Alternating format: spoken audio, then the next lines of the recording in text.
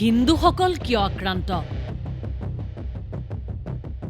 সনাতনীসকল আমাৰ দৰেই তেজ মঙহৰ মানুহ। এইবাৰ মুছলমান বুদ্ধিজীৱীৰ বিদ্ৰোহৰ সন্মুখত বাংলাদেশৰ চৰকাৰ। মহম্মদ ইউনুছ প্ৰশাসনৰ আমোলত বাংলাদেশত চলিছে চৰম অস্থিৰতা। দেশখনত সংখ্যালঘুৰ ওপৰত চলিছে অকথ্য নিৰ্যাতন। মন্দিৰ ভঙাৰ অভিযোগ আহিছে বাৰে বাৰে। এইজন চিন্ময় কৃষ্ণ দাস জেলত আছে দেশদ্ৰোহিতাৰ অপৰাধত। ইস্কন বাংলাদেশৰ এসময়ৰ গুৰুত্বপূৰ্ণ পদবীত আছিল চিন্ময় কৃষ্ণ প্ৰভু।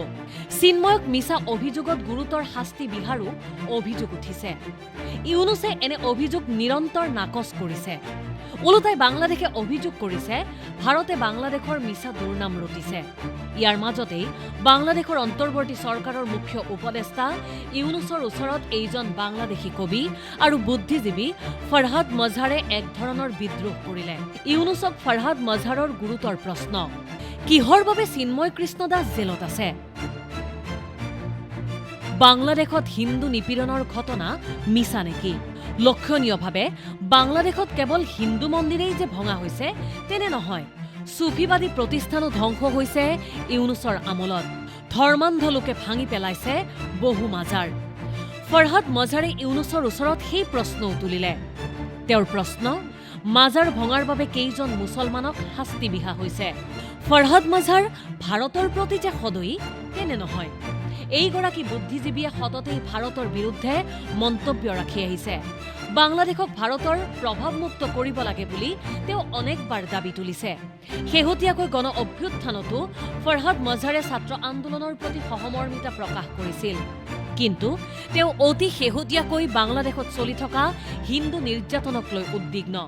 সামাজিক মাধ্যমতো এক পোষ্টত ফৰহাদ মজহাৰে লিখিছিল,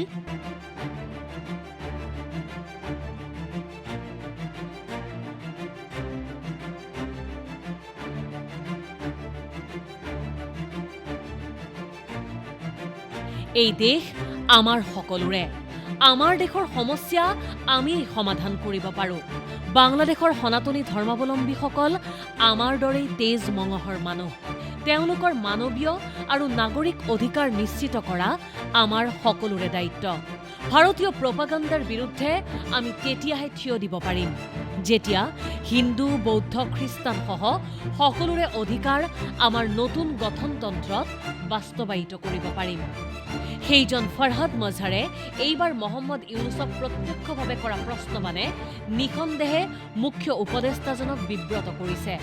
ফৰহাদ মজহাৰৰ পোনপটীয়া মন্তব্য, চিন্ময় কৃষ্ণক ৰাষ্ট্ৰদ্ৰোহী যেন লগা নাই। ইপিনে এইগৰাকী কবি বুদ্ধিজীৱীয়ে মহম্মদ ইউনুছক এনেদৰে বিব্ৰত কৰি তোলাৰ পৰতে ইউনুছৰ উপদেষ্টা পৰিষদৰ এজন সদস্য মাহফুজ আলমে হুংকাৰ দিছে, বাংলাদেশৰ সৈতে ভাৰতৰ বিদেশ সচিব পৰ্যায়ৰ বৈঠক হ'বলৈ দিয়া নহ'ব। লক্ষণীয়ভাৱে মহম্মদ ইউনুছ প্ৰশাসনৰ আগ্ৰহতেই অহা সপ্তাহত ঢাকাত ভাৰত বাংলাদেশ বিদেশ সচিব পৰ্যায়ৰ বৈঠক অনুষ্ঠিত হোৱাৰ কথা। এনে প্ৰেক্ষাপটত ইউনুছৰ সহযোগী উপদেষ্টা মাহফুজ আলমে কৰা এনে কঠোৰ মন্তব্যই কেনে পৰিস্থিতিৰ সৃষ্টি কৰে সেয়া সময়ে ক'ব। মূল কথা, সকলো দিশতেই এতিয়া মহম্মদ ইউনুছ হলঠেকত পৰাৰ উপক্ৰম ঘটিছে। ইণ্টাৰনেশ্যনেল ডেস্ক, দেশ টুডে।